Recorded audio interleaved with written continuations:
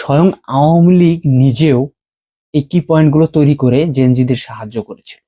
একটা বিষয় খেয়াল করবেন, কোর্টের রায়ের পর 1 জুলাই এই আন্দোলনের সূত্রপাত হয়েছিল।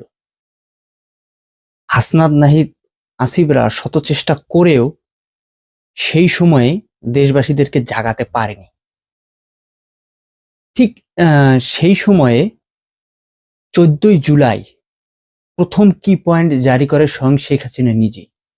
মুক্তিযোদ্ধার সন্তান নাতিপুতিরা কেউ মেধাবী না, যত রাজাকারের বাচ্চারা নাতিপুতি হলো মেধাবী, তাই না? এই একটি কথাতেই সকল জেনজিরা নিজেদেরকে রাজাকার বলে পরিচয় দিয়ে মিছিল করে।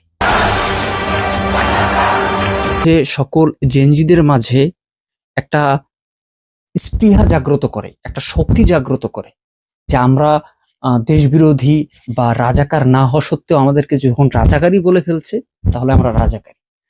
এর ফলেই হাসিনা পরবর্তী সময়ে আন্দোলনকারীদের জামাত শিবির হিসেবে বিশ্ব দরবারে পরিচয় করাতে পারে।